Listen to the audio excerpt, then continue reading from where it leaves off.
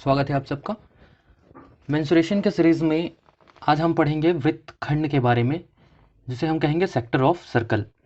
हमने पहले ही कवर किया हुआ है कि सर्कल क्या होता है, सेमी सर्कल क्या होता है, उसके पेरीमीटर एरिया क्या होते हैं, उससे रिलेटेड क्वेश्चंस, ये सारा चीज़ हमने पहले ही देख लिया है।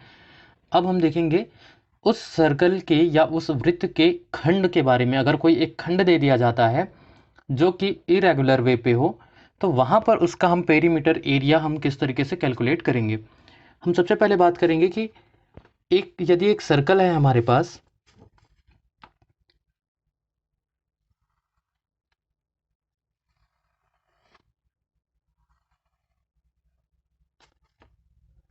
यदि यह एक सर्कल है जिसके सेंटर है यहाँ पर, इस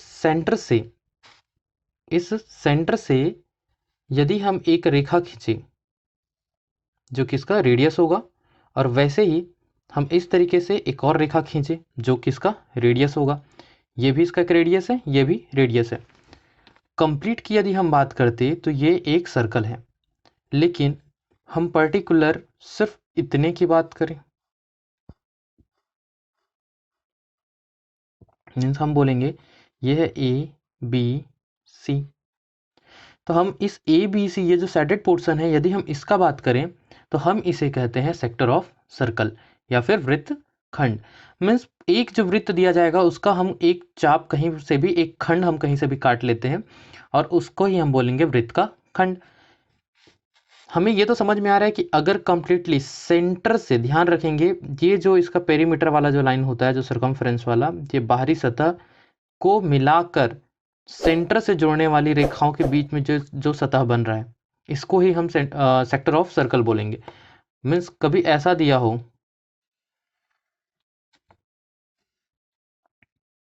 ये है इसका सेंटर, और ऐसा दिया हो, अब इसकी बात करें तो इसे हम सेक्टर ऑफ सर्कल नहीं बोलेंगे। यहाँ पर इस वृत्त का खंड देखा जाए तो ये भी है, लेकिन हम यहाँ पे इसको सेक्टर ऑफ सर्कल नहीं बोलेंगे। वृत्त खंड या सेक्टर ऑफ सर्कल तभी हम कंसिडर करेंगे जब ये रेखा सेंटर से होकर आता हो, सेंटर को मिलाकर हो। यहाँ पे ये सेंटर नहीं मिला रहा है तो इसको हम सेक्टर ऑफ सर्कल नहीं बोलेंगे, इसे हम बोलते हैं सेगमेंट। और ये जो लाइन जो खींचा है, ये वाली जो पर्टिकुलर जो लाइन होगी, इस लाइन को हम कहते हैं इसका कॉर्ड।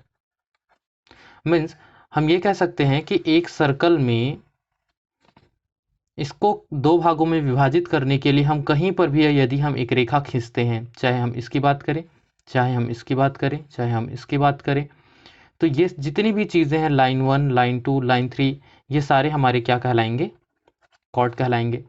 तो इससे ये बात समझ में आता है कि मान लीजिए ये सेंटर से पास हो रहा है, तो ये वाली रेखा जो सेंटर से पास होता है, इसको ही तो हम डायमीटर कहते हैं,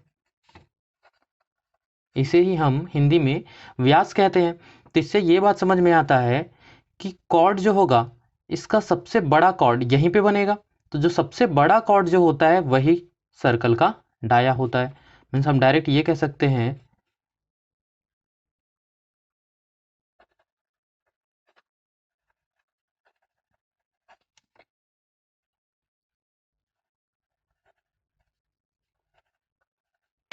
largest chord in circle is equals to dia of that circle. इस सर्कल में जो इसका सबसे बड़ा कॉर्ड जो होगा वही उस सर्कल का व्यास होगा। तो इसमें तीन बातें हमें समझना है कि सबसे पहले तो कॉर्ड किसे कहते हैं, तो किसी भी वृत्त को विभाजित करने वाली जो रेखा होगी, इसको हम बोलेंगे कॉर्ड है। नेक्स्ट हमने बात किया कि सेगमेंट क्या होता है।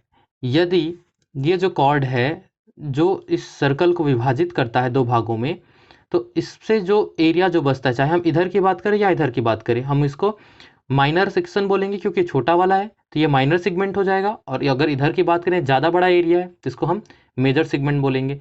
तो दो भाग में यदि विभाजित करता है तो दो नाम दे दिया जाता है, एक मेजर और एक माइनर।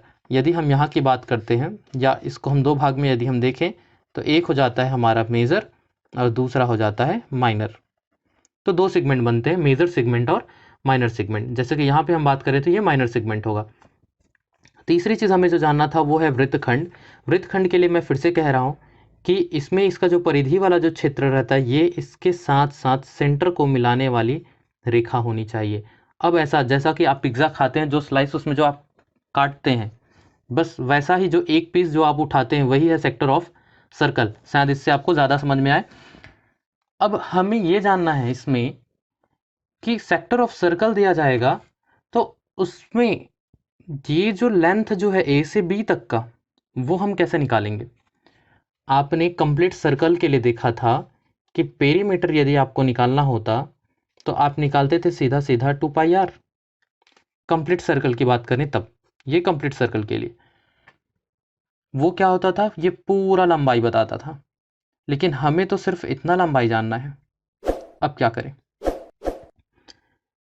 कंप्लीट सर्कल की बात करते थे तो कंप्लीट सर्कल में सरकमफ्रेंस या पेरीमीटर 2πr होता था, और वो कोण जो बनाता था वो होता था 360 डिग्री। यहाँ पर ये जो कोण बनाएगा मान लेते हैं वो थीटा कोण है, मान लेते हैं ये थीटा कोण बनाता है। अब हम इसको सिंपल वे पे समझते हैं कुछ इस तरीके से। देखिए 360 डिग्री जब कंप्लीट सर्कल होता था, हम कंप्लीट सर्कल की बात कर रहे हैं, तो उस केस में 360 डिग्री बनाता था तो ये लेंथ कितना होता था 2πr। मीन्स मैं ऐसा लिखूँ इसको, 360 डिग्री में बनाता था 2πr, कुछ इस तरीके से।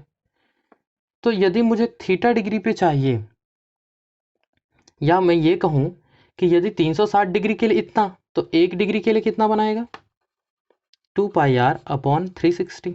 एक एक नियम आपको तो पता ही होगा, कुछ इस तरीके से। तो यदि 1 डिग्री के लिए इतना लंबाई होगा तो थीटा डिग्री होगा, तो थीटा का दोनों पक्षों में गुणा कर देंगे। तो मैं ये बोलूँ कि थीटा डिग्री के लिए कितना बनाएगा, तो हो जाएगा theta upon 360 degree into 2πr। हम ऐसा कह सकते हैं। और हम यहाँ पे क्या निकालना चाह रहे हैं, उसकी लंबाई ही तो निकाल रहे हैं, हम लंबाई निकाल रहे हैं। तो लेंथ जो होगा थीटा डिग्री के लिए वो कितना हो जाएगा हमारा, थीटा अपॉन 360 अपॉन 2πr, कुछ इस तरीके से। मीन्स हम इसको ये बोल सकते हैं कि लेंथ ऑफ आर्क जो होगा, इसको हम बोलते हैं लेंथ ऑफ आर्क। ये जो आर्क है,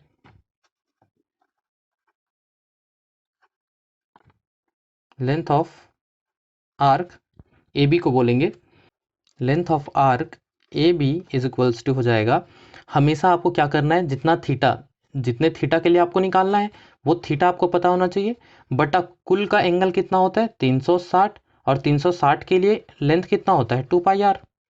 360 के जिसका निकालना है, मैं हर बार आपको परसेंटेज में भी यही चीज़ एक्सप्लेन किया था कि हर जगह काम आता है। जिसका मान निकालना है उसको आपको ऊपर में रखना है, जिसके सापेक्ष निकालना है उसको आपको नीचे में रखना है, और ये जो नीचे में रखते हैं उसका कितना मान दिया गया है उसको हम यहाँ पे गुणा करते हैं। जैसे कि मुझे थीटा का मान चाहिए किसके सापेक्ष, टोटल 360 के सापेक्ष चाहिए, और 360 के लिए उसका लेंथ जो होता है वो 2πr होता है। तो यही फॉर्मूला हम लगाएंगे, इसको आपको जैसे भी समझना है आप समझिए, आपको ये फॉर्मूला पता होना चाहिए लेंथ ऑफ आर्क निकालने के लिए। किसका, ए से बी तक का, केवल यहाँ से यहाँ तक का जो दूरी है उसको ज्ञात करने के लिए, ये होता है लेंथ ऑफ आर्क। पेरीमीटर की बात करें तब की केस में यहाँ पर लिखूंगा पेरीमीटर। देखिए पेरीमीटर क्या होता है, किसी भी क्लोज ऑब्जेक्ट जो होगा उस क्लोज ऑब्जेक्ट का बाहरी सतह की लंबाई। अभी हमको इससे तो मतलब नहीं है, सिर्फ इतने से मतलब है।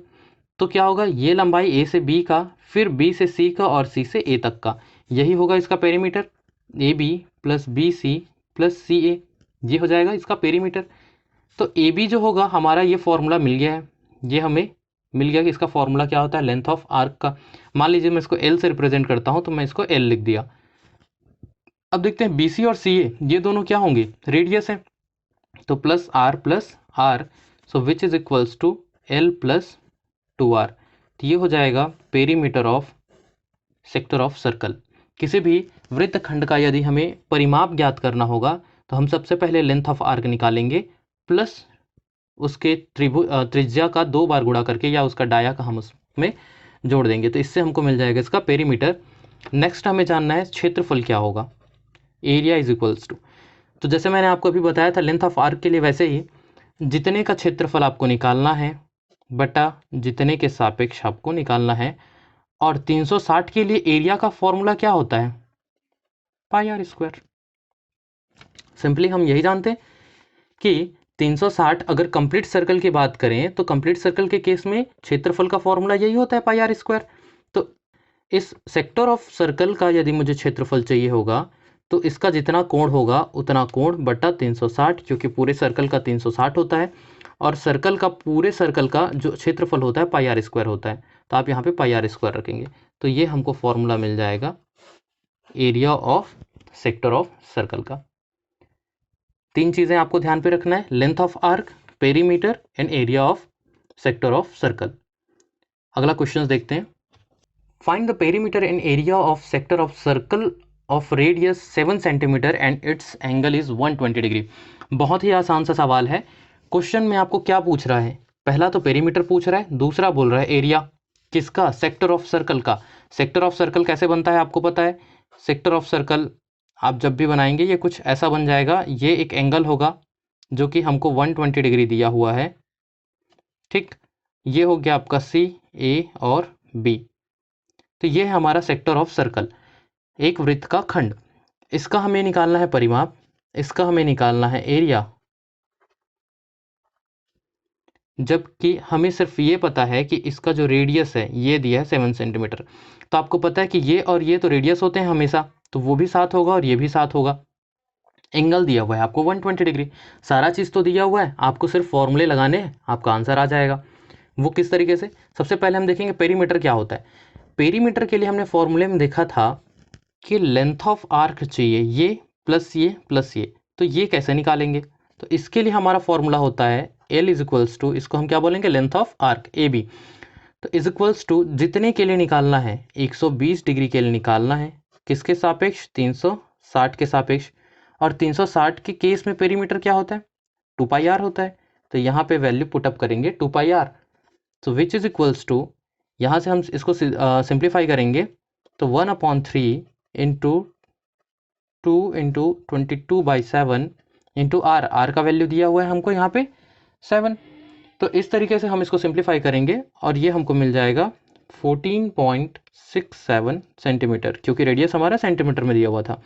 तो ये तो हमारा निकल गया लेंथ ऑफ आर्क। इस क्वेश्चन के लिए लेंथ ऑफ आर्क निकला है, हमें इसमें निकालना है इसका पेरीमीटर।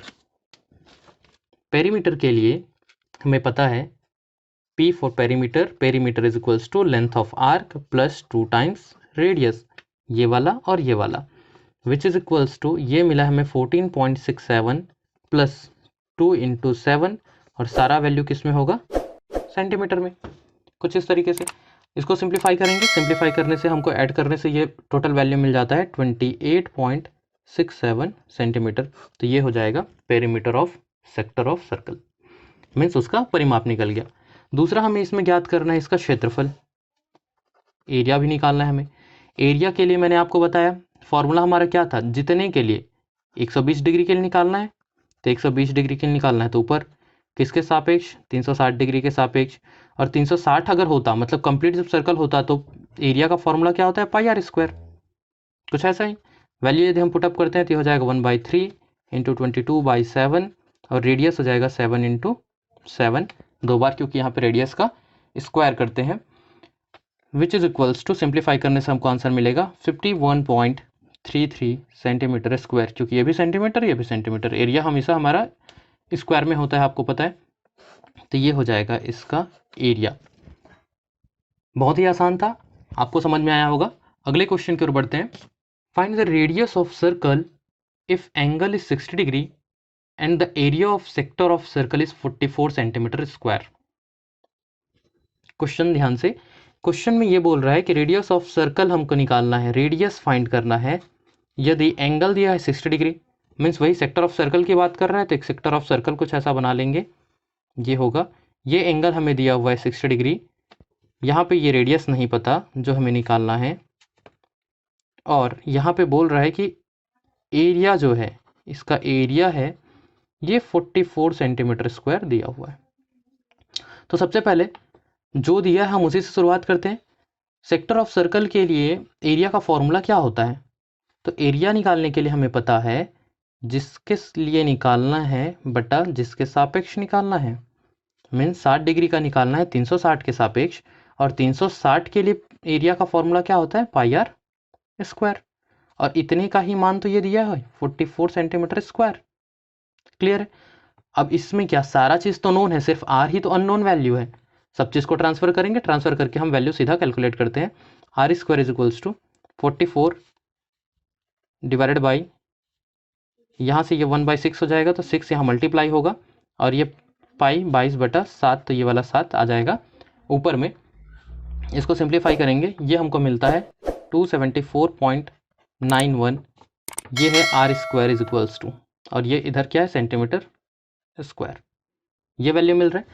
अब यहाँ से हमको इसका वर्गमूल ज्ञात करना होगा, क्योंकि जब r बराबर मुझे चाहिए होगा तो ये जो स्क्वायर है इधर पक्षांतर जब करेंगे तो ये जाके इसका वर्गमूल हो जाएगा 274.91 सेंटीमीटर स्क्वायर।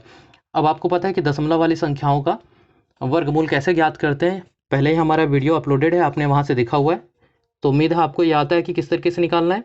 फटाफट तरीके से ये हम कैलकुलेट कर लेंगे, और ये हमको मिलता है 16.58 सेंटीमीटर स्क्वायर था, वर्गमूल से बाहर आएगा तो ये सिर्फ सेंटीमीटर बच जाएगा, तो रेडियस इज इक्वल्स टू हमें मिल गया 16.58 सेंटीमीटर। बहुत ही आसान था। Find the area if the radius is 12.4 centimetre, हमें रेडियस दिया हुआ है, and perimeter of sector of circle, radius 12.4 centimetre, perimeter of sector of circle, perimeter भी हमें दिया हुआ है, p is equals to 64.8 centimetre. Find the area, हमें एरिया ज्ञात करना है। एक सेक्टर ऑफ सर्कल है इस तरीके से, ये सी ए बी, ये एंगल थीटा हमें नहीं पता, और रेडियस हमें दिया हुआ है, पेरीमीटर दिया हुआ है, एरिया हमको फाइंड करना है कुछ इस तरीके से। तो सबसे पहले हमें जो दिया है हम उसको यूज़ करते हैं।